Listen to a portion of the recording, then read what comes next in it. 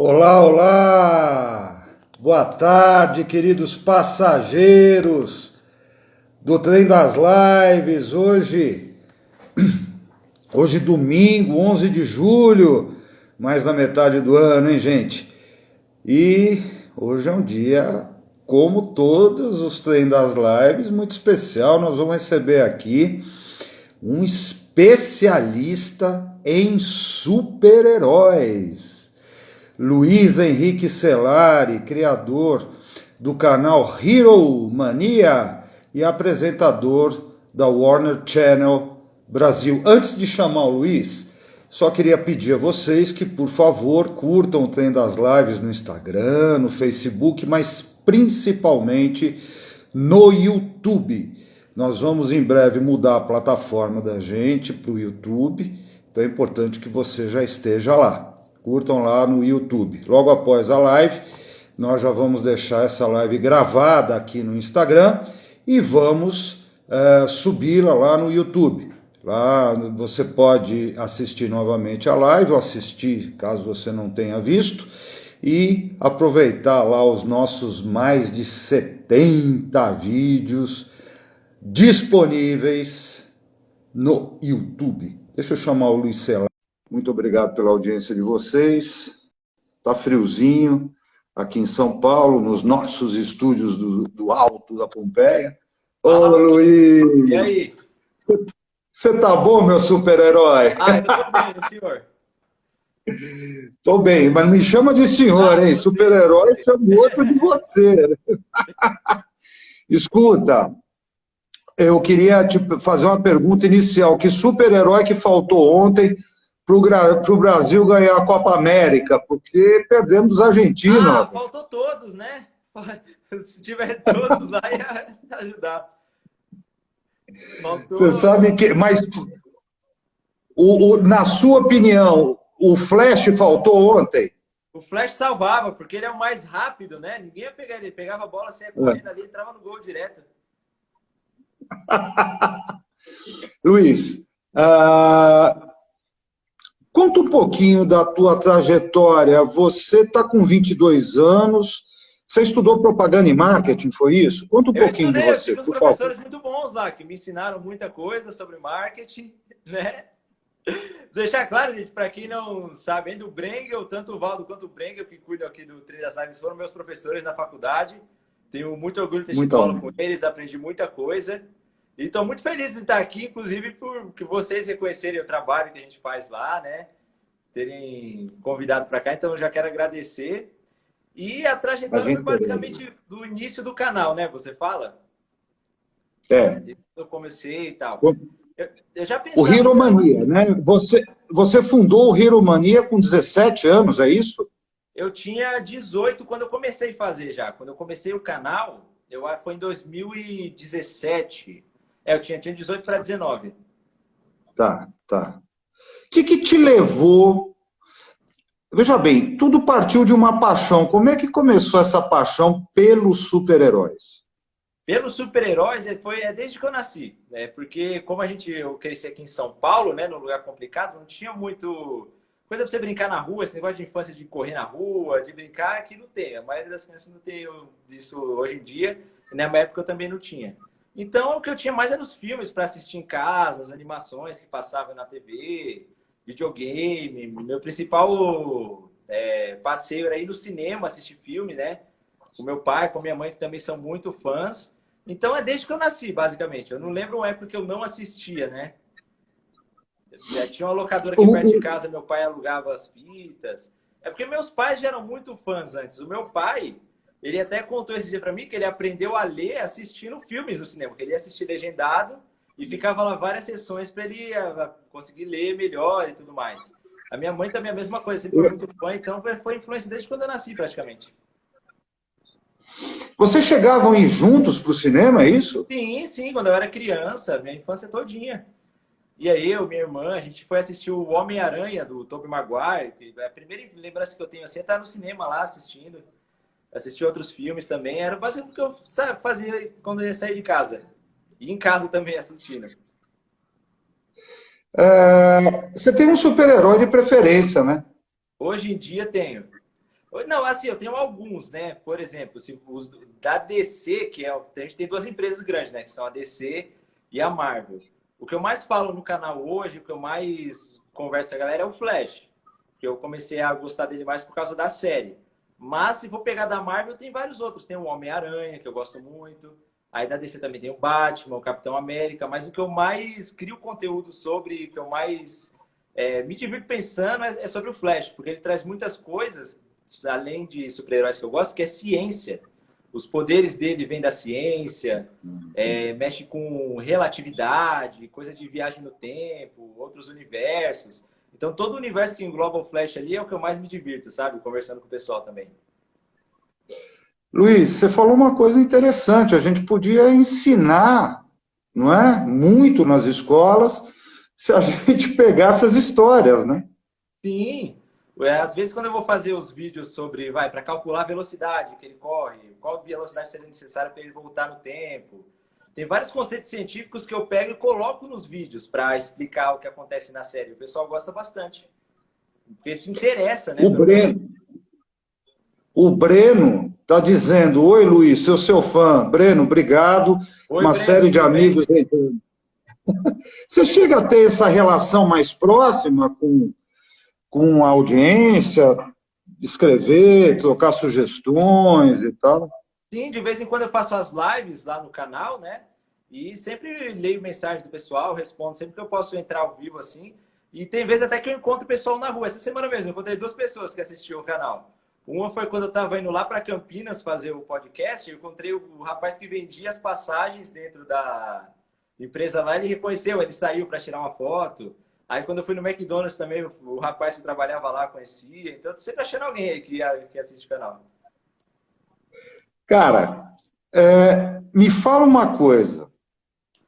Quantos, 400 e quantos mil seguidores no Instagram que você tem lá no Instagram não, mas lá no YouTube que você tem do Hero Mania? No Quantos? YouTube são 456 mil Nossa. inscritos no canal. Mas além dos seguidores, tem a audiência que são os espectadores, né? Tem mês que bate 1 milhão de espectadores. É que nem todo mundo assina o canal para receber as notificações e tal. Mas tem a galera que assiste, só quem se inscreve mesmo é quem é fã, né? Quem quer receber todos os vídeos, quem quer estar engajado. Mas tem um público além desse que é quem assiste os vídeos sem estar inscrito no canal. Então é um público bem grande. Cristiano está dizendo aqui: Luiz, você é o melhor, mas elogia meu Flash, pô. Acabei de elogiar Cristiano, o Flash, Cristiano. ele acabou de fazer isso. O Acabei de Cristiano está elogiar. inscrito, ele acabou de fazer isso, viu, Cristiano? Porque a primeira coisa que você tem que perguntar para o Luiz é o Flash, depois você pergunta o resto. Aí eu Escuta, respondo depois. você criou o canal já entendendo que ele poderia ser um negócio?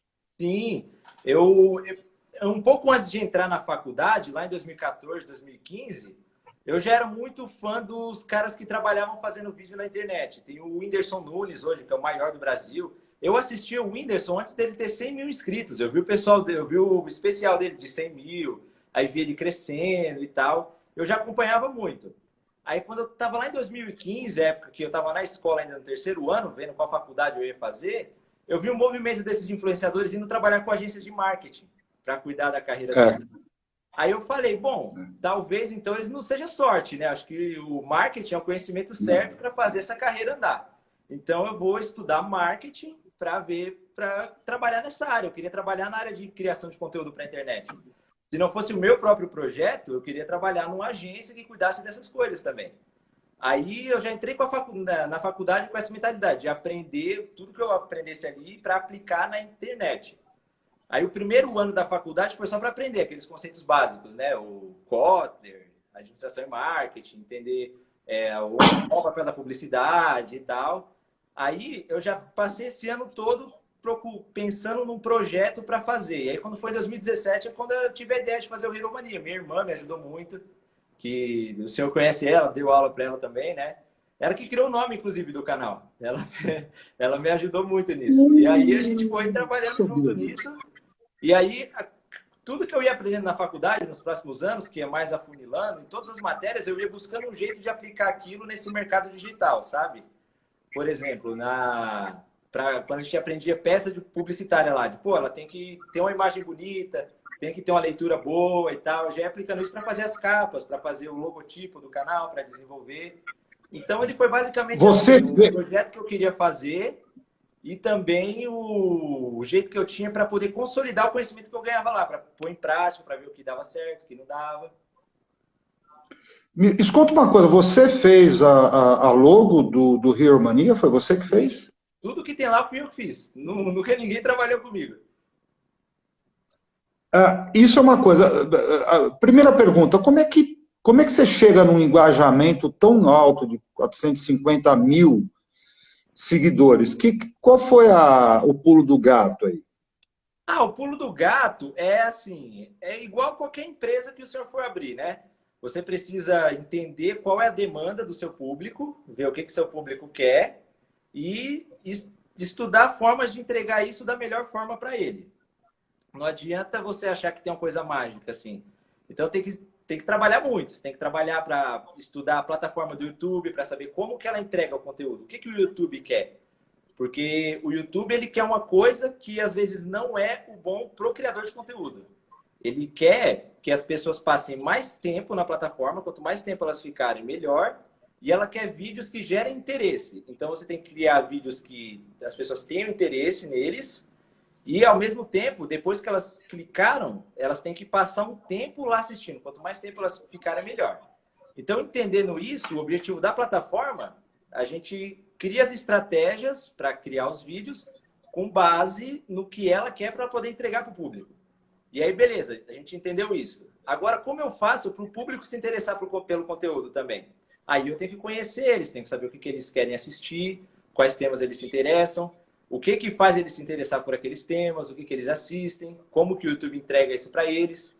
E aí, depois disso, vem também o meu gosto pessoal. O que eu quero fazer? Porque isso se aplica não só no nicho nerd, né? Dá para você que aplicar tudo isso que eu te falei Você quer criar um canal de marketing? Dá para fazer. Quer criar um canal de futebol? Dá para colocar também. Então, eu basicamente juntei isso. Juntei o que eu gosto, o que eu entendo, para poder falar, que é o que eu mais entendo, como eu falei, foi o que eu mais assisti. Aí, unir isso com o que a plataforma quer, que é um conteúdo que as pessoas queiram assistir e que elas tenham interesse, e com uma forma de entregar isso da forma que o público quer. Aí, juntando tudo isso e sempre testando coisas novas, estudando, vendo as tendências e tal, aí vou tentando fazer da melhor forma possível. Às vezes eu erro algumas coisas, às vezes eu acerto, mas a gente está sempre buscando alinhar tudo nisso. Você me desculpe, mas só erra quem trabalha. Quem não trabalha Exatamente. não vai errar nunca. Não Uhum. é? Cristiano Souza, obrigado. Live ótima de vocês e muito obrigado, querido, por estar aqui. Luiz, só que entre erros e acertos, você chegou numa posição, nós estamos lendo aqui uma série de recados extremamente carinhosos, que eu acho isso é uma O meu público é muito vitória. legal, tá? Modéstia à parte, o meu melhor público é o melhor da internet. Não tem. Eles estão lá sempre, é muito carinhoso, sabe? O meu é o melhor, não tem outro. Os outros podem ser bons, mas o Não, meu é o melhor. eu acho que em algumas plataformas o que a gente vê hoje muito são discussões, às vezes, infrutíferas, e uma coisa bonita que você e os meninos todos, que são teu público, estão fazendo. Tem uma coisa que se gosta, né? Que é o papo a respeito dos super-heróis, então isso é uma coisa que atrai as pessoas, mantém as pessoas e cria momentos interessantes. Deixa eu te fazer uma pergunta. Você notou se na pandemia houve um crescimento desse público? Enfim, se você deu um salto ali do ano passado para esse, as pessoas procurando um pouco mais de informação e entretenimento? Então, a pandemia, ela gerou pra gente que faz conteúdo sobre produções de filmes e séries de super-heróis, foi meio complicado, porque lá em março, quando estourou do ano passado, né? Tudo parou de gravar, as séries pararam, os filmes pararam. Então a gente ficou meio que sem conteúdo para criar, né? Não tinha as séries ali para analisar, para fazer.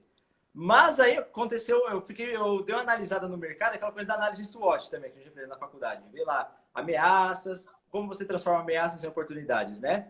E aí eu comecei a perceber no público tipo, ficou um vazio, né? A galera queria saber, pô, por que que parou? O que que tá acontecendo?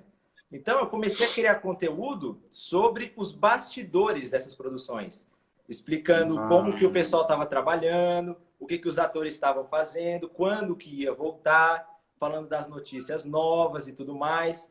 E aí foi muito importante até para mim, para tipo ter uma esperança de quando que ia voltar, sabe? O público foi tá acompanhando isso, por exemplo, parou. Aí todo mundo, como assim? Por que que parou? Aí eu fiz um vídeo lá, parou por causa disso, disso e disso. Eles vão voltar daqui quantos dias? Os atores estão fazendo isso, isso, isso. Os diretores estão trabalhando de casa para poder planejar como que vai ser É depois. verdade. É Entendeu? verdade. Eu comecei a fazer uns vídeos sobre como que rolava o business por trás da coisa, sabe? Explicando até um pouco de interesses de marketing das empresas que fazem os filmes. E aí foi um conteúdo muito importante para o público, até para manter aquela esperança de ver os filmes depois viva, né? Porque a gente ficou de março até janeiro, fevereiro, sem nada novo saindo. Foi só conteúdo explicando as notícias que estavam rolando pelos bastidores. Aí voltaram as gravações, aí a gente começou a acompanhar as gravações, aí voltaram os episódios, começamos a fazer vídeos sobre os episódios também. Foi bem legal isso, porque num período tão difícil, assim, de tanta incerteza, deu uma esperança para as pessoas, né, de que ia voltar, as pessoas não ficaram perdidas, ficaram sabendo o que estava acontecendo. E aí, quando voltou, eu fiquei com dois formatos de conteúdo para criar, o de notícia e o de análise dos conteúdos mesmo. Foi uma estratégia bem interessante. Foi a época que o canal mais cresceu no ano passado. Ou seja, na verdade, essa descoberta ajudou muito, né? Uhum. Deixa eu te perguntar um negócio. Como é que foi a relação? Porque você estava fazendo o Hero Mania, e ali em 2019, se eu não me engano, a gente conversou, você falou, eu vou começar, a Warner Channel me chamou, Warner Channel Brasil. Como é que Uhum. foi como é que foi essa história? A minha relação com a Warner começou em 2018, mais ou menos. Meu canal estava na faixa de 60 mil inscritos. Eles me convidaram para fazer um programa que eles tinham lá, no qual eles entrevistavam vários YouTubers, influenciadores. Eles faziam perguntas assim e montavam um mini documentáriozinho, né? Falavam, ó, o tema vai ser o Flash. Aí chamavam uns 5 influenciadores, cada um falava um pouquinho ali sobre o Flash, aí colocavam as edições e tal. E era um produto para divulgar o programa que eles têm na TV, que é o Domingo Heróico, no qual eles passam os episódios das séries, todo domingo. Aí era para engajar o público no YouTube e tal. Aí eu fui convidado para fazer esse programa, porque o meu canal era bem focado nas séries e tal. Aí eu fiz o primeiro em março, em março de 2018 isso. Aí eu nunca tinha gravado fora de casa, foi a primeira vez. Aí eu estudei muito, fiz o roteiro, aí levei lá para responder as perguntas e tal. Aí beleza, gravamos esse primeiro, eles gostaram. Falaram, não, foi legal. Aí em junho, mais ou menos, ou foi em julho, eles me chamaram de novo para fazer mais uma leva dessa entrevistinha. Aí fiz, foi legal, participei de 4 vídeos diferentes nesse. Aí, quando foi em setembro de 2018, eles me mandaram um e-mail me convidando para fazer um programa no canal do YouTube deles sobre as séries, de fazer tipo um companion, sabe? Comentando toda semana a rodada de episódios que tinha no Domingo Heróico. Os episódios Que passavam no legal. domingo, aí na segunda saiu o programa. Só que nesse programa eu era para ser só tipo o comentarista, sabe? O Casa Grande que fica lá na Globo. E tinha o Bruno Dias, que é meu amigo, trabalha comigo até hoje, e ele era o host do programa. Ele ficava me perguntando e tal, e eu ficava respondendo. Só que aí eu ficava dando pitaco nos vídeos. Eu falava, ó, eu vou trazer minhas coisas aqui para fazer o cenário assim, os vídeos tem que ser assim e tal. Aí eu comecei a ver que virar host também. Eu não ficava só comentando da parte do conteúdo, eu era para trazer só conteúdo, né? E aí, beleza, e o programa começou a ir muito bem no YouTube, que eu divulgava para o meu canal, para o meu público também. E aí ele começou a pegar muitas visualizações, foi bem legal. E aí a gente migrou para o estúdio A da Turner. Não sei se você conhece a Turner, que é uma empresa, a Warner Media, que fica lá na Faria Lima. A gente Não, fazia lá, só que era um estúdio improvisado. não, Ah, esses estúdios até hoje eu não visitei. não? Então, mas você já conhece a Turner, ou não? Sim, a Então, Turner sim. aí começou a ir bem e tal, e aí eles levaram a produção para o estúdio A, que é onde eles fazem lá o antigo Esporte Interativo, que é agora o TNT Sports. É o estúdio que eles fazem as transmissões do Oscar lá. E aí a gente começou com a produção maior, veio mais produtores, né? E aí começou a ir bem o programa. E aí o Bruno, que trabalhava comigo, entrou de férias. Ele chegou o período de férias dele. E aí eu comecei a tomar a rédea do programa. Eu fazia os roteiros, aí a gente começou a chamar os convidados, eu escolhi os convidados também. Aí eu levava os... Aí eu não cuidava da edição do vídeo. Mas aí o Thiago, que é o produtor que trabalhava comigo, eu falava, ó, Thiago, é legal colocar esses inserts aqui. Eu pegava, editava os inserts que eu queria e levava para ele colocar. Aí a gente foi fazendo assim, foram 27 vídeos.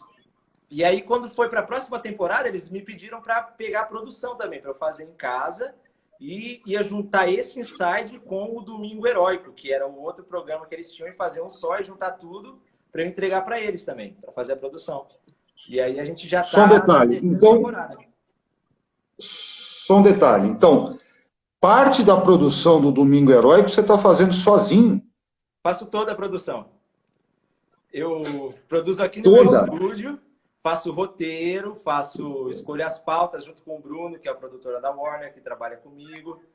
Aí eu entrego o vídeo para ele pronto, aí eles aprovam lá, se precisa ajustar uma coisinha mesmo, ajusta, mas eu estou cuidando de tudo da produção, cenário, captação, edição, tudo. Escuta, você não tem ninguém capta as imagens para você mesmo? Só eu. Meu, então você é um super-herói da produção, porque, escuta, eu nunca vi, você se filma, Sim. É isso? É. Que absurdo. É porque, ó, vou pegar até minha câmera aqui, porque ela vira a telinha, ó. Mas todo mundo que trabalha com YouTube, a maioria é assim mesmo, o pessoal mesmo se capta, Sim. né? Vou pegar a câmera aqui, ó. Quer dizer, você faz roteiro. Ó, que dá pra gente se Não, ver. você tá pequeno. Tá, isso, dá para olhar. É, bem Né? simples. É só... queria comentar com os nossos amigos que estão ligados aqui, que as câmeras fotográficas hoje, a principal função delas é filmar, não é fotografar. Inclusive produções de filmes mesmo, né? Filmes de mercado, filmes institucionais, o pessoal adapta as lentes, né? Você tem a adaptação das lentes e está filmando com as Canon da vida, e o resultado, muito legal. O Lucas está dizendo o seguinte, Luiz, eu mandei um vídeo sobre o Flash no Direct. Vê lá, obrigado, Lucas. Ele vai dar uma olhada. Me fala, qual o perfil do teu público? É mais homem, mais mulher, idade? O perfil demográfico é 90% é masculino. 90%.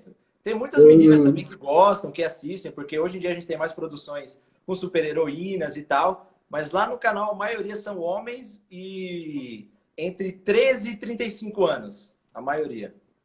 Cerca de 90%, assim. Eu vou fazer uma pergunta de velho que assistiu Batman na TV em preto e branco. Eu sempre tive uma dificuldade de relacionar Batman a super-herói, porque quando eu venho dessa época, eles eram meio de carne e osso, né? Mudavam de roupa e tal. O Batman é considerado um super-herói, então? O Batman porque o Batman ele não tem nenhuma habilidade de super força, né? Ele não é um cara que nem o Superman, por exemplo. Ele é um ser humano normal. Mas ele tem habilidades psicológicas, ele é muito inteligente, ele é o maior detetive dos quadrinhos, né? Ele tem também a habilidade dos gadgets dele, né? Que são aqueles apetrechos que ele consegue voar, ele abre a capa e voa. Ele tem a roupa à prova de balas e tudo mais. Então, num confronto, ele consegue ganhar de muitos super-heróis. E ele é um dos mais queridos, acho que até por causa disso. Gera muita identificação com o público, né? Porque você fala, pô, ele é um ser humano igual eu que consegue bater de frente com os caras. Então, ele é um dos melhores mesmo. Eu acho que é o maior da DC. O nome da DC é Detective Comics, por causa dele, que é o detetive. Uma coisa que me impressionou, que eu queria falar para você e para os amigos, foi quando teve uma exposição aqui em São Paulo, acho que há 2, 3 anos, do Batman. Foi 2018, 2019, acho que foi 2019. 2018. E é inacreditável, porque eles pegaram, acho que 2 ou 3 colecionadores, chamaram esses colecionadores, né? São brasileiros, inclusive, e disseram, vocês estariam dispostos a nos emprestar a coleção de vocês, o Batmóvel que estava lá na exposição veio de um desses colecionadores. Quer Sim. dizer, é uma loucura a gente pensar nisso. E são Uhum. colecionadores brasileiros, Luiz. Então, Entendeu? Eu fico muito contente que os meninos todos tenham essa coisa do super-herói. Você falou do seu pai, né, do aprendizado, e hoje eu diria mais, do aprendizado do próprio inglês. Eu acho que as redes estão ajudando a gente a compreender melhor, porque é uma sim. língua globalizada, a gente precisa dela, né? E todos os estudos estão fazendo um trabalho muito bom para nós aqui no Brasil, no sentido de possibilitar esse entendimento do inglês. Escuta, você construiu um estúdio próprio, é isso? Sim, sim, eu construí. Esse daqui fica em cima da minha casa, né? Que antes minha casa é aqui embaixo. E eu fazia tudo no meu quarto, só que tava muito apertado lá. Eu acabei. Antes eu tinha uma cama de casal e um guarda-roupa. Aí eu peguei, joguei fora, comprei uma caminha de solteiro e uma cômoda para poder fazer o estúdio lá, para ter espaço para fazer o cenário. Aí as coisas foram crescendo, né? Comecei a fazer os vídeos para Warner, foi entrando um dinheirinho. Eu falei, vou investir num espaço para eu fazer os vídeos, né? Para eu trabalhar e tudo mais. Aí foi ano passado, inclusive em março agora, faz um ano que eu terminei a construção do estúdio aqui. Eu acabei, Brenga, para você ter uma ideia, a pandemia começou ali na segunda-feira, né? Quando foi no sábado, antes de estourar a pandemia, foi o dia que eu terminei tudo. Nossa Senhora. Sim. Luiz, o Lucas, eu vou pedir, porque pedido da audiência a gente tem que. Ele está pedindo para fazer um review do último episódio de Loki. Tem que ser rapidinho. Mas vamos atender o Lucas aqui, por favor? Não, é porque o último episódio de Loki só vai passar na quarta-feira agora. Ele tá pedindo para eu fazer um vídeo, eu acho que na quarta só. Porque os reviews dos Ah, episódios, eu tô conversando, aqui a gente já tem um podcast também com outros youtubers, que é o The Nerds Podcast. Lá a gente tá toda semana, no dia que passa o episódio na quarta, a gente se reúne todo mundo e a gente passa uma hora lá conversando sobre o episódio, falando das coisas. Ele tá falando para fazer no YouTube também. Eu acho que é isso, né, Lucas? então, Lucas, fica sossegado que esse review vai sair. E o Guga Zarias, o que você achou do Bart Allen? Ah, o Bart Allen foi legal, porque ele é um filho do Flash que apareceu no último episódio da série, que veio do futuro. Ele é um personagem muito querido nos quadrinhos, a gente estava muito feliz para ver ele. E ele apareceu só em uma ceninha, mas pelo que eu vi, ele parece ser o Bart dos quadrinhos mesmo, divertido, fazendo piada e tal. Eu gostei dele, mas quero ver mais no próximo episódio agora dessa semana também. O Flash está para acabar, é isso? A sétima temporada agora acaba daqui 2 semanas. Não, mas aí espera mais um pouco, um ano, não sei. Também. Quando que entra no ar? Ela tá passando toda terça-feira agora. Tá. Os episódios. Tá. Me diz uma coisa. Conta alguma curiosidade aí de gravação pra gente, coisa que te pegou de surpresa. Não, porque foi engraçada. Lembra que eu falei pro senhor que a gente começou a gravar lá no estúdio A da Turner? Sim, sim. Então, eu lembro, a primeira vez que a gente foi gravar lá, era um vídeo bem especial, porque tinha rolado um crossover, que é quando todas as séries se reúnem num episódio só. Aí a gente ia fazer um episódio especial lá com outros convidados também, para conversar sobre. E era a primeira vez que eu ia gravar naquele estúdiozão, né?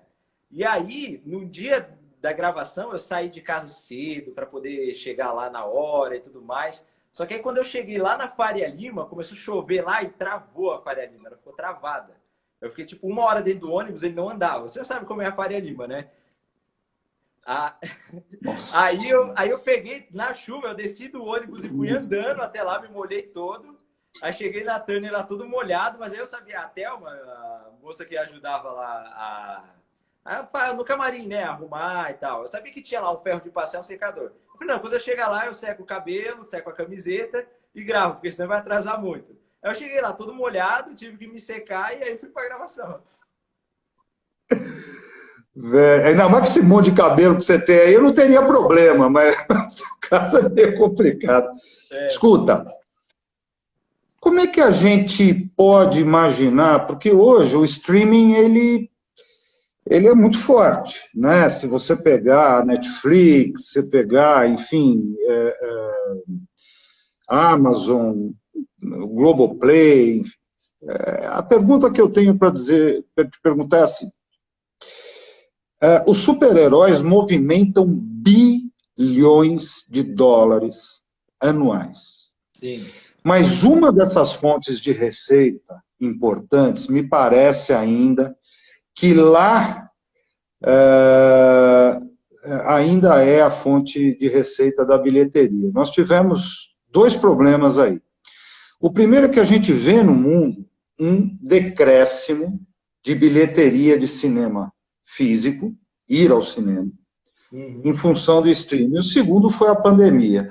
Como é que os estúdios estão trabalhando essa questão da receita de bilheteria? O que eles estão fazendo para poder gerar receita? Porque merchandising continua, a questão sei lá, de livros, continua, mas como é que estão fazendo com a bilheteria, Luiz? Então, não teve o que fazer, né? Quando fecharam os cinemas ali, a bilheteria realmente caiu, porque é a maior fonte dos cinemas, de receita dos cinemas ainda. Mas aí, o que que acontece? Os streamings, os estúdios de cinema estão criando os próprios streamings. A gente não tem só mais a Netflix, né? A Disney, que é um Não. dos maiores, criou o Disney Plus. A Warner criou a HBO Max agora, né? Então, elas têm o formato de streaming é um negócio muito rentável, porque é uma coisa ali que o público paga todo mês. O dinheiro está entrando para eles todo mês, não está entrando só quando eles lançam o filme. Então, eles já têm o dinheiro em caixa antes da produção ir ao ar para eles poderem investir. E nem a própria Disney agora, eles estão lançando as séries que a qualidade de efeitos visuais está em padrão de filmes. Como o WandaVision, o próprio Loki, que ele pediu agora o review, né? Vai ter o review. E aí, eles têm o dinheiro lá em caixa entrando todo mês, é um negócio recorrente, é uma outra fonte de renda. Que eles também podem investir em produções, e essas produções vão trazer mais público, que traz mais dinheiro, eles pegam e o dinheiro está entrando todo mês. Então, é uma fonte de negócio rentável também, que o próprio Kevin Feige, que é o presidente da Marvel, já até falou que o futuro dessas produções é o streaming, porque ele é muito mais rentável. Imagina você ter milhões de assinantes no mundo todo pagando todo mês. E o dinheiro entrando todo mês, não é só o ingresso do cinema. Porque a gente paga mais ou menos aí R$ 18 de mensalidade no Disney Plus. O ingresso de cinema, se for pagar meia, é uns 20 também. Só que o ingresso você paga só uma vez. Agora o streaming, você paga todo mês, entendeu? E eles estão sempre podendo investir. E a receita do cinema também não vai parar. A gente já está vendo voltar. Inclusive, na quinta-feira agora, estreou no cinema o Viúva Negra, que é um filme da Marvel. E mesmo com os cinemas fechados, de quinta até aqui, eles já fizeram 225 milhões de dólares no mundo todo de bilheteria. Espera um pouquinho, Já está quanto? rendendo no streaming Quanto? também. 225 milhões de 220? dólares. Um cinema fechado. O cinema, do jeito que tá, fechadíssimo. Quanto? Você tem ideia de quanto custou para fazer esse filme, Eu Viúva Negra? acredito que em torno de 500 a 700 milhões de dólares. Foi uma coisa assim. Quanto? 500 a 700 milhões de dólares? Ou talvez um pouco menos. O Viúva Negra, porque tem uns filmes que eles custam muito por causa do marketing também. Eles fazem um marketing bem pesado mesmo, dos atores indo para o país. E aí, muito banner em ônibus, muito comercial em TV. Então, desse orçamento também entra o marketing, né? E ele é um filme que esses filmes estão custando caro para fazer mesmo. Mas aí ele traz um retorno forte, porque depois que ele sair do cinema, ele vai para o streaming também e vai trazer receita no streaming. Olha, o Matheus, acredito mesmo que as empresas estão investindo em marketing para os streamings, junto com brinquedos e coisas do tipo. Até onde eu sei, para esses filmes de super-herói, tem grande parte de lucro com brinquedos. Matheus, você está absolutamente correto, porque uma coisa é inacreditável. Você faz um bonequinho, sei lá quanto custa. Nós temos aqui o Lucas, que está nos Estados Unidos, talvez ele saiba aí o preço lá nos Estados Unidos. Você faz um bonequinho que às vezes custa, sei lá, R$50, 40, 100, 200, não tem... E isso vai vendendo. Isso vai sendo colocado na conta. Né? Agora, uma coisa engraçada. Essa é uma pergunta que não quer calar. Por que a pipoca no cinema custa mais caro que o filme? Porque a fonte da receita dos cinemas é a pipoca. É a pipoca e refrigerante. Eles ganham dinheiro com isso. Ah, você tá brincando. É o que eles não ganham dinheiro muito com ingresso, porque a bilheteria vai para os estúdios, né? E os estúdios alugam as salas de cinema lá. Então a fonte do Cinemark, por exemplo, é vender pipoca, é vender salgadinho, é vender tudo mais. Olha, o Cariello aqui trouxe uma informação interessante. Ele falou que o Viúva Negra custou mais de 200 milhões. Ou seja, Otavinho, um beijo, obrigado por estar aqui. Então, se Viúva Negra custou um pouco mais de 200 milhões, o filme, num fim de semana, se pagou. E pagou. Meu, é absurdo. Absurdo, absurdo. Demais. Escuta, a R$18, que é um valor que não é, vamos dizer assim, um valor popular, provavelmente eu vou poder ter aí uns 3, 4, 5 tipos de streaming diferente no meu celular, é isso? Essa é a ideia da indústria cinematográfica? Porque para a gente acompanhar, você pode até o Globoplay para ver as novelas, se for que você gosta. Ou você pode assistir a hora que você quiser, ele é on demand, você não precisa esperar passar na televisão para você dar a sorte de assistir ou então ficar esperando. A galera mais nova, que nem eu tenho um irmão de 10 anos, ele não sabe o que é esperar um negócio para assistir na TV. Ele fala, não, eu vou pesquisar na internet aqui, eu vou assistir quando eu quero. Mudou os hábitos de comportamento do público. Então, a gente tá é o fim da publicidade, Luiz? É o fim da publicidade? Não, vai ser o fim da publicidade? Vai se adaptar. A publicidade vai ter que estar onde o público está também, não é o fim. A publicidade nunca vai acabar. O que vai mudar é a mídia pelo qual a gente vai se comunicar com o público. Mas ela vai estar lá também, que nem a maior fonte de receita que eu ganho com o meu canal é de publicidade. Tanto a publicidade que vem do Google, que é o AdSense, que aparece lá, quanto os anúncios dos patrocinadores, que eles anunciam diretamente comigo, né? Eles estão fazendo publicidade, só que por um veículo diferente do que na televisão. Né? Porque a gente tem... Não, e diferente. O cara não para um programa, ele faz os anúncios dele antes, depois tem uma assinatura lá embaixo. Foi só uma pergunta provocativa, eu também acho que não. Mas eu vejo um momento interessante. Aliás, interessante mesmo, eu queria te perguntar, quais são os lançamentos de super-heróis para esse segundo semestre de 2021? Esse segundo semestre a gente tem muita coisa. A gente tem o filme do Esquadrão Suicida, do James Gunn, que está sendo muito aguardado, porque a gente teve uma versão do Esquadrão Suicida que não foi muito bom o filme. Aí veio o James Gunn, que é um diretor assim que era o sonho para ter nesse projeto. Aí ele já fez o filme, a gente está muito feliz esperando o filme. Tem o filme do Venom também, que é um filme muito aguardado, já foi atrasado. Tem o Homem-Aranha 3, que tá todo mundo esperando os Homem-Aranhas antigos voltarem. A gente vê vários Homem-Aranhas juntos no filme. Tem o Shang-Chi, que é um filme de um herói chinês, que vai ser da Marvel também. E a gente viu pelos trailers que está muito bom, tem muita ação. Tem as séries que estão para chegar, as novas temporadas de The Flash, que vai estrear em novembro, a 8ª temporada. Tem a última temporada de Supergirl, tá passando agora também. Superman e Lois só estreia ano que vem. É a 2ª temporada, mas está acabando a primeira. Enfim, de filmes e séries de super-heróis tem muita coisa, porque ficou muita coisa represada, que não foi lançada no começo do ano. Eles estão tendo que encaixar agora. E em 2022 já tem muito mais coisa ainda. Em 2022 a gente tem 4 filmes da DC para lançar. Tem o The Batman, o Adão Negro, o The Flash e o Aquaman 2. Da Marvel também tem Pantera Negra 2, tem o Thor 4, tem o Doutor Estranho, Multiverso da Loucura. Então, 2022 vai ser muito lotado. Tanto essa segunda parte de 2021, quanto 2022 também. Quem vai entrar no lugar do rapaz lá que faleceu em Pantera Negra? Você sabe já? O presidente da Marvel, Kevin Feige, ele falou que eles não vão substituir o ator para interpretar o Pantera Negra. Eles vão fazer o filme Vai mudar o roteiro. Vai mudar o roteiro. Vão ter outros personagens que giram ao redor dele, lá em Wakanda, para fazer uma homenagem para eles. Não vão trocar o ator que interpretava o T'Challa, né, que era o personagem dele. Eles vão talvez transformar a irmã dele na nova Pantera Negra ou trazer um outro personagem para assumir o manto, mas aí vai ser outro personagem, não vai ser um outro ator interpretando o personagem dele. Bonita atitude, porque eu acho que tem algumas coisas na vida que a gente tem que imortalizar, sabe? Ele foi um rapaz maravilhoso, vida abreviada muito cedo por uma doença horrível, fico emocionado e feliz de ouvir. Aliás, eu queria te perguntar uma coisa: de todos esses filmes, qual é a tua aposta? Qual vai ser aquele que vai O melhor de explodir? todos? Eu posso falar quatro? Tem quatro que para mim.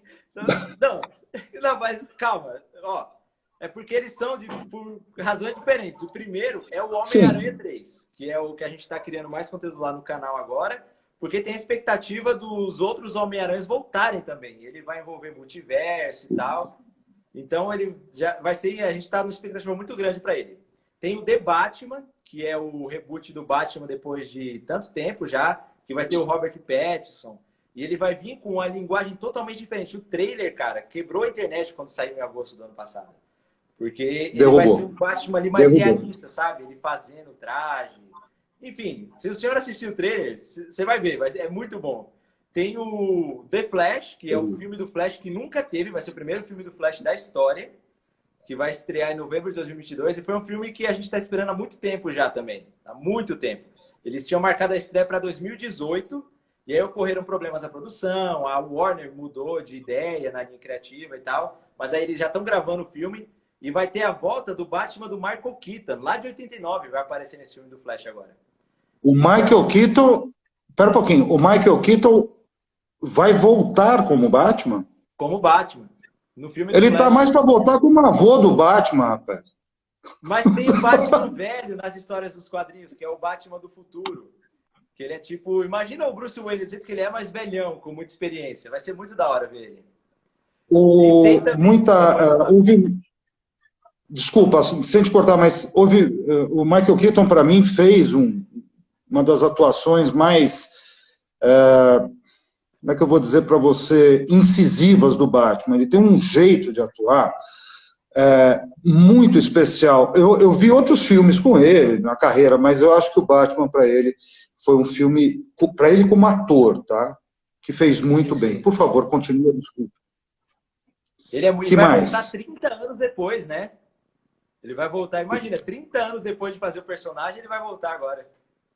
Vai ser muito legal de ver. E o quarto filme é o Doutor Estranho Multiverso da Loucura, porque o filme, o que eles estão prometendo ali, cara, vai ser um negócio fantástico para a cultura pop. E o diretor desse filme é o Sam Raimi, o mesmo cara que dirigiu os antigos do Homem-Aranha. E ele vai dirigir esse filme, e aí ele já vai ter a ligação direta com o Homem-Aranha 3 também. Então a gente está muito ansioso para ver ele.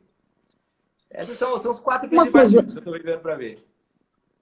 Uma coisa que eu queria até jogar esse papo aqui para os nossos amigos é o seguinte: tem personagens aí criados há 80 anos, 70 Batman, anos, Superman, 80 anos. né? É, E a maneira como eles foram se adaptando ao tempo, adaptando a linguagem cinematográfica, levando esses super-heróis para os games, porque é uma coisa que eu acho que a gente falhou aqui, até consertar, game é uma baita fonte de renda que, meu, não tem o que falar, né? até mais do E que aí filmes dá de dinheiro. super-heróis. O mercado de games no mundo cresceu demais, assim, ele rende mais do que o mercado de cinema inteirinho e do que da música juntos. Ele não é a minha área de especialidade, eu não sou muito viciado em videogame, né? Mas é um mercado que está muito colado com o meu também, então eu estou sempre observando, sempre vendo como é que é.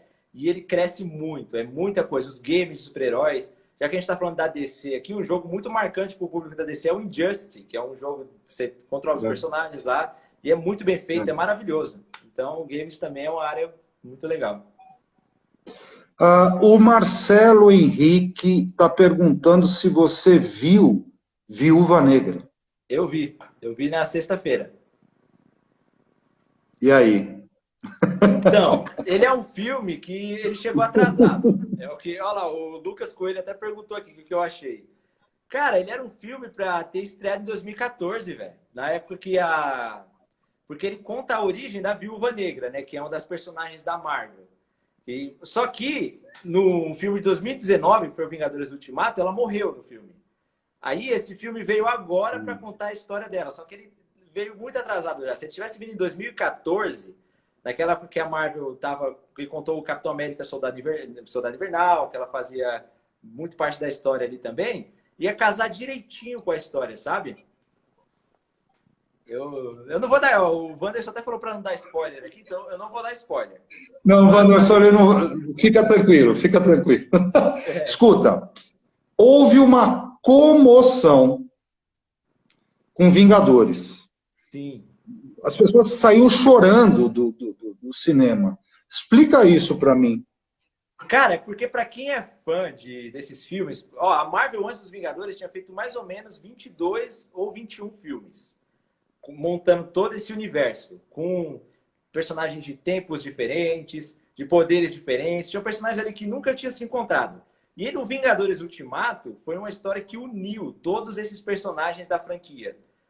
E eu acho que não é mais spoiler. Todo mundo já assistiu Vingadores Ultimato. É o filme que mais tem bilheteria, é o filme que mais faz sucesso no streaming. E é assim, cara. Imagina, no Guerra Infinita foi o primeiro filme que o vilão venceu, que foi o Thanos. Ele matou metade da população do universo. Aí ele até Thanos, contou, né? é. E aí o Vingadores Ultimato é 5 anos no futuro dos personagens dando um jeito de voltar no tempo para desfazer o que o Thanos fez. Aí se une todo mundo que estava vivo, sabe? E aí no fim, cara, quando você vê todo mundo que estava vivo voltando para poder proteger, nossa, cara, tá até me arrepiando de falar, ó, porque é um negócio genial, cara. É tipo assim, e que acontecem coisas ali, cara, que os acontecimentos individuais do filme são muito épicos também. Quando você vê o Capitão América levantando o martelo do Thor, porque tem aquele encantamento no martelo, que só quem é digno vai levantar. E aí só o Thor levantava. Uhum. Mas aí o Capitão América, no meio da batalha, se tornando digno também, salvando o Thor. Aí você vê ele sozinho lá no. Ele levanta sozinho, só ele, todo mundo tava caído para enfrentar o exército inteiro de alienígenas. Mas aí chega o pessoal tudo atrás dele, vai todo mundo. Nossa, ó, tô me arrepiando de novo, só te falar. Ó. Porque não dá, cara, eu chorei. Ah, eu vi muito de perto o material de merchandising. Estava falando da pipoca, agora eu vou morder minha língua. Eu não sei se você lembra, eles fizeram um balde de pipoca com os. Pareciam uns rubis. Você tem aí? Mostra pra gente. Aqui, ó.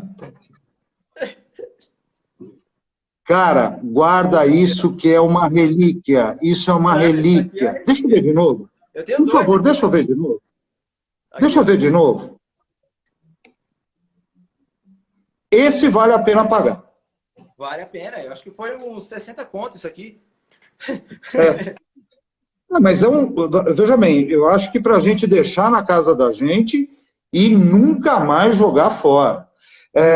Eu te falo disso porque me tocou. Eu fui assistir o filme, sabe por quê? Sabe por que eu assisti o filme? Por Por causa quê? das pessoas. Por Por causa causa das das pessoas. pessoas. Mas você já assistiu os filmes Elas da estavam Marvel tão. antes também ou não? Você tinha visto os outros? Você tinha Não, visto os outros, não, não? um ou outro, um ou outro. Mas eu fui assistir o Vingadores, esse último, porque as pessoas estavam tão emocionadas e realmente o roteiro é primoroso, né? Eu acho que a relação, os super-heróis sempre têm essa relação. Nós temos grandes histórias no mundo. E a história, se os amigos perceberem, a história do bem contra o mal, ela é uma das histórias que mais atrai a nossa visão. E o bem contra o mal, ela não está só nos super-heróis. Ela está em novela, ela está em outros filmes, ela está em livros. Só Uhum. que nesse momento a ideia dos caras de juntar, sabe, de fazer uma conexão entre esses personagens, que se juntam para destruir o mal. Eu não sei, talvez você lembre. Houve isso na história dos super-heróis antes dos Vingadores? Antes dos Vingadores, acontecia bastante nas histórias em quadrinhos, né? Nos quadrinhos, Sim. nas animações, porque a gente tem o grupo da DC, que é a Liga da Justiça. O primeiro grupo de super-heróis que teve foi a Sociedade da Justiça da América, lá nos anos 40, que juntou os heróis da DC que tinham, que era o primeiro Flash, que foi o Jay Garrick, Superman, Batman, Mulher Maravilha, Lanterna Verde. E aí juntou-se esse grupo. Aí depois, aquilo começou a ficar um pouco antiquado. Aí a DC renovou os heróis, criou uma outra realidade, que aí veio a Liga da Justiça, com um novo Flash, que é o que a gente tem hoje, e tal. E aí a Marvel também foi por esse caminho, criou os X-Men, que os X-Men também é uma coisa que engaja bastante o público por causa da representatividade que eles têm. Porque eles são, é uma espécie que o pessoal tem... É uma outra espécie, é o Homo superior, né? Aí eles sofrem preconceitos do Homo sapiens. Aí eles se reúnem, usam as diferenças que ele tem, pelas quais eles são julgados, para fazer o bem, e aí eles se tornam super-heróis. Então, esses grupos também servem para as pessoas sentirem um senso de comunidade. Você fala, pô, tem pessoas iguais a mim que usam as diferenças que ela tem, que às vezes são julgadas pelas pessoas, para o bem. Então, elas se tornam pessoas melhores, sabe? Exemplos a ser seguidos, exemplos de esperança também, para alguém que é excluído de vez em quando. Então, esse espírito de comunidade das equipes de super-heróis é muito grande. E os Vingadores foram os primeiros a trazer isso para os filmes, né? Porque antes a gente tinha aqueles filmes individuais lá, o Superman do Christopher Reeve, todos os do Batman, o Homem-Aranha. Mas aí os Vingadores veio e uniu esses heróis em 2012, no primeiro filme. Você acabou respondendo uma pergunta que eu não fiz. Por que que a gente admira e precisa dos super-heróis? Quer dizer, no final você acabou falando isso agora, né? Uhum. Alguns deles foram maltratados, alguns deles não tinham espaço na sociedade. Eu acho que isso gera uma identificação muito grande com a maioria de nós, né? Nós temos 7 bilhões de pessoas no mundo e a maioria não é atendida. Muito legal. O Valdo pediu, se você puder, para mostrar um pouquinho a tua estante, que é maravilhosa. Ah, sim, aqui, ó. Ali tem um quadro do Goku, né? Ó, aí tem uns quadros ali também, ó. Ali tem umas luzes que eu uso para gravar. Aí aqui, ó, tem essas máscaras do Flash. Eu comprei as máscaras e fiz umas cabeças com elas, assim, para iluminar, ó. Aí ali tem uma estátua do Flash, uma do Batman. Tem ali minha plaquinha de 100 mil inscritos do YouTube. Aí ali tem mais os bonequinhos, tá vendo, ó? Aí ali, ó, tem outros, ó. Tem o Hulk, o Homem de Ferro, tem o escudo do Capitão América. Esse escudo é igualzinho dele de verdade. Aí tem os pôsteres. Nossa, muito bom. Tem a TV, ó. Aqui tem mais alguns, ó. Tem o Flash dos filmes ali. Ali tem mais alguns também. E ali fica a minha mesa, ó. Meu trabalho, tá uma bagunça. Muito bonito. Parabéns, querido. Escuta, fazer uma pergunta aqui muito provocativa. Tem super-herói que não deu certo, fez o primeiro, o segundo filme, não pegou e foi embora? Tem. Tem? Conta pra gente. Tem um filme que o pessoal pega bastante no pé, é o do Lanterna Verde, que é o... É muito ruim. Então, 2011, o pessoal fala, eles vão muito atrás de CGI e tal. Eu particularmente gosto desse filme, porque eu assisti quando eu era criança, eu não acho ele... ele tem alguns problemas, porque ele não adapta tão bem o Lanterna Verde dos quadrinhos. Ele apressa muitas coisas e tal, mas eu gosto. Eu particularmente gosto, mas tem gente que acha ruim. Mas ele sumiu do... Desculpa, ele sumiu do cinema, mas ele continua como quadrinho? Lanterna Verde, sim, não. Nos quadrinhos ele é um dos grandes heróis. Ele tem toda uma mitologia por trás, que não é só um Lanterna, né? Tem a tropa dos Lanternas, aí tem a coisa do legado que ele passa pra frente. Nos quadrinhos é genial, é uma coisa assim, nível Star Wars. Mas o filme não adapta bem isso, né? Então ele acaba com um filme ruim. Eu posso confessar um negócio? Eu assisti acho que uns 15, 20 minutos e não foi bom. E a minha referência é quadrinho. E a minha referência é HQ. Qual outro, Luiz? Então, Fofoca. mas aí a gente teve... Não foi um filme ruim, mas foi uma versão ruim do Deadpool, que foi interpretado pelo Ryan Reynolds, lá no filme do X-Men Origins Wolverine. E lá, tipo assim, o Deadpool dele é horrível, não tem nada a ver com o Deadpool dos quadrinhos, é péssimo. Mas aí, uns anos depois, ele voltou a interpretar uma outra versão do Deadpool que é genial. Que é igualzinho, tá fazendo o maior sucesso. Então, ele fez uma coisa ruim e fez uma Lanterna Verde ruim também, mas ele teve uma redenção como Deadpool. É um negócio genial isso aí. O que você reputa isso? O roteiro, a história não era envolvente? O que aconteceu? No Deadpool era o personagem dele. O personagem não tinha carisma, sabe? Não tinha nada a ver com o personagem que ele é nos quadrinhos, sabe? Entendi.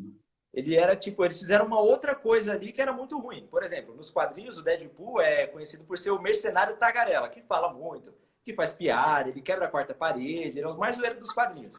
E aí no filme fizeram ele com a boca costurada e ele era tipo um androide ali. Não tinha nada a ver. Tirou, tirou totalmente a característica do. Escuta, eu venho de um tempo que o meu negócio era gibi, era HQ. Esses personagens todos estavam desenhados, alguns inclusive maravilhosamente em preto e branco. Tempo depois entrou a colorização, que às vezes eu acho que a colorização no HQ, os amigos talvez discordem, mas ela mata algumas coisas interessantes do traço mesmo, do artista e tal. E quando eu começo a perceber essa vida, né, no cinema, nas coisas, essa transposição, ela não é feita diretamente, né? Ela é feita por uma equipe. Os roteiros, é um cara que faz o roteiro para os filmes ou é uma equipe de roteiristas? Então, quando é filme, geralmente é um roteirista que ele cria o roteiro dele lá e ele vende para o estúdio, né? Que se for a Warner ou a Marvel, enfim. E aí, dentro desse roteiro, entra a equipe de produção, que aí é o diretor do filme e os produtores executivos, que são da produtora que fazem. E aí, geralmente, o filme é um roteirista que faz, aí o diretor dirige, porque ele é mais compacto. Mas no caso das séries, existe uma equipe de roteiristas, porque são muitos episódios, e aí eles têm que escrever a série, Aí não são tem vários. jeito. E aí, esses roteiristas são comandados pelo showrunner, que é o cara que é o roteirista-chefe desses outros roteiristas, e ele é o diretor-chefe também dos outros diretores, porque cada episódio tem um diretor diferente. Tem super-herói brasileiro?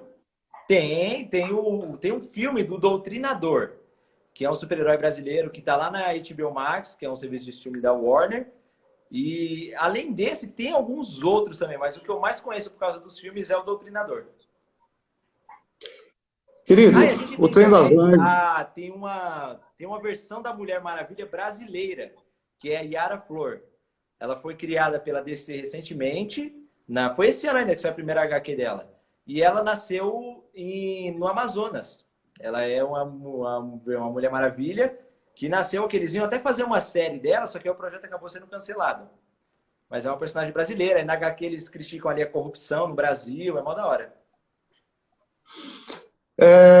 O trem das lives, ele tem 1 hora, e eu gostaria que você, antes das tuas considerações finais, aproveitar os amigos que estão aqui, te fazer um elogio que eu estou para fazer há muito tempo.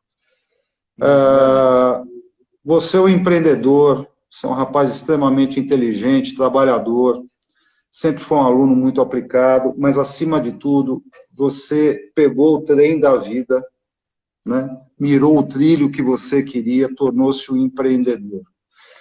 Parabéns, porque por ter feito tanto em tão pouco tempo. Luiz, você é uma inspiração para todos nós. Você é uma inspiração para os mais jovens que estão começando. Você é uma inspiração para mim, para o mais velho, para que eu não desista. Sinceramente, te receber aqui hoje mexe muito com as minhas emoções. E a única Professor, eu coisa fico que eu vou emocionado também. fazer, Eu a fico única emocionado coisa que porque eu eu posso não sei se fazer de você lembra. longe... Mas o primeiro Hã? professor que deu aula foi você. No meu primeiro dia de aula foi a sua aula. Que você falou já do Passeio de Altas Horas e foi muito animado e tudo, sabe? E eu fico feliz, assim, por ser uma inspiração, mas se você for pegar na raiz, no simples mesmo, não é um segredo muito grande para você conseguir as coisas. É só você trabalhar, sabe? Não querer passar por cima de ninguém, não querer atalhos, porque hoje em dia a gente vive num mundo que as pessoas sempre procuram um atalho ali. Eu quero um jeito de emagrecer do dia para noite. Eu quero ficar rico do dia para noite. Eu Verdade, quero verdade. quero ficar famoso na internet do dia para noite. Mas isso não existe. Quem vende isso para as pessoas vende ilusão, porque o que funciona para você ter as coisas é você trabalhar. Todo mundo tem suas dificuldades, todo mundo tem dificuldades diferentes, tudo mais. Por exemplo, para mim, que sou homem, é muito mais fácil criar conteúdo nesse nicho nerd, porque as pessoas prestam mais atenção no que a gente fala. as mulheres que criam conteúdo nisso sofrem muito mais para poder se provar, porque muitas pessoas não querem levar a sério, mesmo a pessoa tendo um conhecimento muito acima do meu, às vezes, sabe? Então, são pessoas que têm dificuldade e passam pela dificuldade, mesmo sendo difícil, elas vão atrás, sabe? Então, eu tenho essa facilidade, mas tem algumas dificuldades também, só que eu nunca vi isso como uma forma de me impedir, sabe? Eu sempre que eu via dificuldade, falei, eu vou fazer apesar da dificuldade. Pode ter que trabalhar 15 horas por dia? Vou trabalhar. E esse é o segredo para tudo. Você tem que saber quais são as suas dificuldades, o que você vai te atrapalhar e não ter medo, sabe? Não querer buscar um atalho, um jeito fácil, porque mesmo que você consiga, não vai ser verdadeiro. Para você conseguir um negócio sólido, tem que ir para cima das dificuldades mesmo. Eu acredito nisso, sabe? Por exemplo, uma dificuldade que eu tive para criar conteúdo nesse nicho nerd é pelo fato de eu ser muito jovem. Eu comecei a falar disso com 18 anos. Então, quem é que ia acreditar, ia confiar num moleque de 18 anos falando sobre isso, sabe? Mas aí eu criei estratégias para poder driblar essa dificuldade. Por exemplo, não ficar falando palavrão, não ficar fazendo piadinha besta, para poder construir uma credibilidade. E isso vem dando certo ao longo desses anos. Então, porque tem caras nesse nicho que são muito mais velhos, que eu conheço até, que eu admiro, e eles têm uma facilidade maior para ter credibilidade. Então, como que eu competi com esses caras? Tive que criar mais estratégias para isso também. Então, independente da dificuldade que tenha, eu acredito que você tem que buscar passar por cima delas com muito esforço para poder superar, e não querer buscar um atalho. Talvez isso mostre a coisa que eu mais sofri no começo de carreira. Comecei muito, não tão cedo quanto você, mas cedo também. Como é que ter uma agência de propaganda, levar uma campanha, o cara olhar para mim e falar, você é muito novinho. Quer dizer, ele não olhou para o que eu tinha feito, ele olhou para o meu rosto. Eu só digo que isso me deixa feliz porque a gente está alcançando um nível de maturidade. Esse país sempre disse que os jovens iriam revolucioná-lo. Você é um exemplo de jovem. Os nossos amigos aqui, vamos trabalhar com paixão, vamos trabalhar todos os dias e vamos levar os nossos melhores sonhos para frente, porque tem muita gente que quer sonhar conosco. Muito obrigado pela participação. O Trem das Lives vai ter que se despedir, Luiz. Já estouramos. Um beijo. Deus te abençoe. Amigos, muito obrigado por estarem aqui. Semana que vem tem Trem das Lives no domingo às 18 e Papo de Quinta, quinta-feira às 21h30. Tenha uma semana abençoada, Luiz. Deus te abençoe. E, ó, você só tem fã, velho. Até mais. Obrigado. Obrigado, querido. Valeu. Tchau. Valeu.